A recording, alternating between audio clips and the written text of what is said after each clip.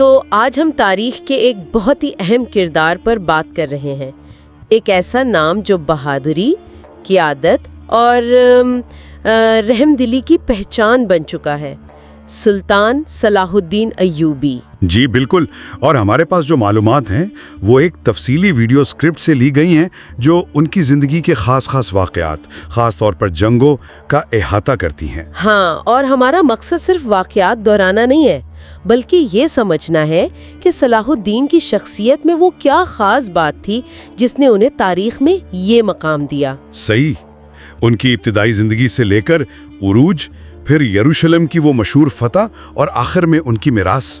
تو آئیے دیکھتے ہیں یہ ذرائع ہمیں کیا بتاتے ہیں۔ چلیں شروع کرتے ہیں ان کی پیدائش سے۔ صلاح الدین یوسف ابن ایوب سن 1137 تقریت، جو آج کل عراق میں ہے، کرد خاندان تھا۔ جی، اور والد صاحب نجم الدین ایوب وہ عماد الدین زنگی، جو زنگی حکمران تھے، ان کے اہم کمانڈر تھے، تو فوجی پس منظر تو تھا خاندان میں۔ اچھا، لیکن سنا ہے وہ خود شروع سے کوئی جنگجو طبیعت کے نہیں تھے؟ ہاں، یہ بات دلچسپ ہے۔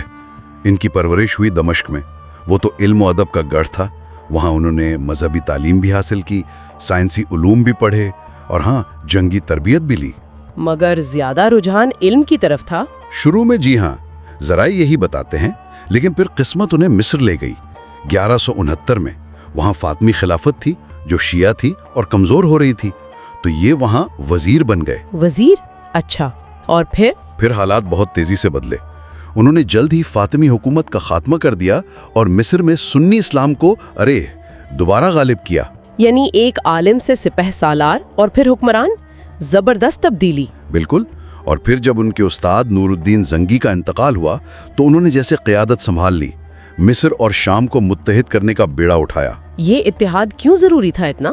دیکھیں، اس وقت مسلم دنیا بکھری ہوئی تھی، چھوٹی چھوٹی ریاستیں، حلب، موصل، دمشق۔ صلیبیوں کا مقابلہ کرنے کے لیے ان سب کو اکٹھا کرنا بہت ضروری تھا۔ یہیں سے پھر ایوبی سلطنت کی بنیاد پڑی۔ اور یہ اتحاد صرف طاقت سے تو نہیں ہوا ہوگا نا؟ نہیں، بالکل نہیں۔ یہیں صلاح الدین کی شخصیت کا کردار سامنے آتا ہے۔ ذرائع بتاتے ہیں کہ وہ بہت منکسر المزاج تھے، انصاف پسند اور گہرے دیندار۔ بادشاہ تھے لیکن زندگی بہت سادہ تھی۔ سادہ زندگی ایک بادشاہ کی؟ جی ہاں، یہی سادگی اور انصاف پسندی تھی شاید جس نے لوگوں کو ان کے گرد جمع کیا۔ ان کا مقصد واضح تھا، صلیبی ریاستوں کا زور توڑنا، اور سب سے بڑھ کر یروشلم، جو تقریباً 90 سال سے صلیبیوں کے قبضے میں تھا، 1099 سے۔ جی، اور وہ قبضہ بھی بڑے ظلم اور خون ریزی کے بعد ہوا تھا، تو صلاح الدین کا عزم تھا کہ اسے واپس لینا ہے۔ اسی عزم نے پھر حطین کی جنگ کی شکل اختیار کی 1187 میں۔ بالکل، وہ ایک فیصلہ کن جنگ تھی۔ حطین کا میدان بحیرہ تبریہ کے پاس۔ صلاح الدین نے کمال کی جنگی حکمت عملی دکھائی۔ کیسے؟ کیا ہوا تھا وہاں؟ انہوں نے صلیبی فوج کو، جس کی قیادت شاہ گائے کر رہے تھے، ایک طرح سے جال میں پھنسایا، پانی کے ذخائر پر قبضہ کر لیا۔ سخت گرمی تھی، صلیبی فوج پیاس اور گھیرے کی وجہ سے بالکل بے بس ہو گئی۔ تو نتیجہ ایک بڑی فتح تھی۔ صلیبی فوج کی کمر ٹوٹ گئی، زیادہ تر رہنما گرفتار ہو گئے، اور سب سے اہم بات، یروشلم کا راستہ صاف ہو گیا۔ حطین کے فوراً بعد یروشلم؟ جی، کچھ ہی عرصے بعد 2 اکتوبر 1187 کو صلاح الدین کی فوجیں یروشلم کے باہر تھیں، محاصرہ کیا، تھوڑی بہت لڑائی ہوئی، اور پھر شہر نے ہتھیار ڈال دیے۔ اور یہاں وہ واقعہ پیش آیا جس کا بہت ذکر ہوتا ہے، صلاح الدین کی رحم دلی کا۔ یقیناً، دیکھیں، جب 1199 میں صلیبیوں نے شہر لیا تھا تو انہوں نے مسلمانوں کا قتل عام کیا تھا، بہت زیادہ، لیکن صلاح الدین نے بدلہ نہیں لیا۔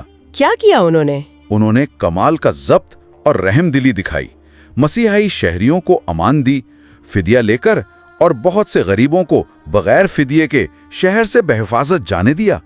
کئی قیدیوں کا فدیہ تو انہوں نے خود اپنی جیب سے ادا کیا۔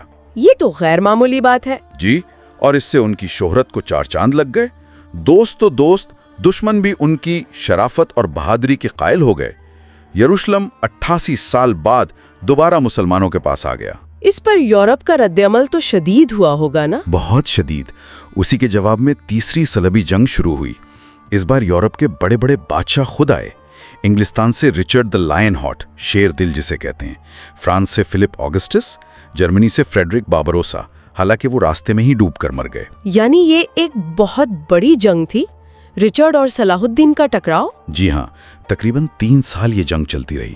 بڑی گھمسان کی لڑائیاں ہوئیں۔ کیا صلاح الدین ہمیشہ جیتے؟ نہیں، ایسا نہیں ہے۔ کچھ جنگیں جیسے ارسوف کی جنگ 1191 میں وہ ہارے بھی۔ رچرڈ بھی بہت بہادر اور قابل جرنیل تھا۔ لیکن یروشلم پر صلاح الدین کا کنٹرول قائم رہا۔ یہی ان کا اصل مقصد تھا۔ آخرکار 1192 میں ایک معاہدہ ہوا، معاہدہ یافا۔ اس میں کیا طے پایا؟ یہی کہ یروشلم مسلمانوں کے پاس رہے گا، لیکن غیر مسلح مسیحی زائرین کو شہر میں آنے کی اجازت ہوگی، پرامن طریقے سے۔ اور رچرڈ اور صلاح الدین کے درمیان بھی ایک عجیب سی دشمنی میں عزت کا رشتہ تھا، ہے نا؟ بالکل۔ تاریخ ایسی مثالیں کم ہی دیتی ہے۔ وہ ایک دوسرے کی بہادری کو مانتے تھے، قابل احترام حریف تھے۔ جنگ ختم ہونے کے کتنے عرصے بعد صلاح الدین کا انتقال ہوا؟ زیادہ عرصہ نہیں، اگلی ہی سال 1193 میں دمشق میں۔ ان کی عمر اس وقت کوئی 55 سال تھی۔ صرف 55 سال، اور پیچھے ایک بہت بڑی سلطنت چھوڑی، مصر سے شام تک۔ جی، لیکن حیرانی کی بات یہ ہے، اور ذرائع اس پر متفق ہیں، کہ جب ان کا انتقال ہوا تو ان کی ذاتی ملکیت میں تقریباً کچھ بھی نہیں تھا۔ کچھ بھی نہیں؟ اتنی بڑی سلطنت کا حکمراں؟ ہاں، سب کچھ وہ خیرات کر چکے تھے، غریبوں کی مدد میں لگا چکے تھے۔ ان کا مقبرہ آج بھی دمشق میں ہے، بہت سادہ سا۔ یہ ان کی شخصیت کی عکاسی کرتا ہے۔ بالکل، وہ صرف ایک فاتح نہیں تھے، بلکہ ایک علامت تھے اتحاد کی، انصاف کی اور اسلامی قیادت کی۔ تو اگر ہم خلاصہ کریں، صلاح الدین ایوبی ایک ایسی شخصیت تھے جنہوں نے پہلے تو مسلمانوں کو اکٹھا کیا، پھر ایک بڑا مقصد یعنی یروشلم کی بازیابی حاصل کیا، اور فتح کے بعد بھی انہوں نے رحم اور انصاف کا دامن نہیں چھوڑا۔ یقیناً ان کی کہانی میں بہت سے سبق ہیں، ایک فوجی رہنما کے طور پر، ایک منظم کے طور پر، اور ایک انسان کے طور پر۔ اور یہ بات واقعی سوچنے والی ہے کہ ایک شخص جو اپنی فوجی مہمات کے لیے اتنا مشہور ہو، وہ ساتھ ہی ساتھ انصاف اور ہمدردی جیسی خوبیوں کے لیے بھی جانا جائے۔ یہ کیسے ممکن ہوتا ہے؟ جی، یہ سوال آج بھی اہم ہے، خاص طور پر جب ہم تنازعات اور قیادت کے بارے میں سوچتے ہیں۔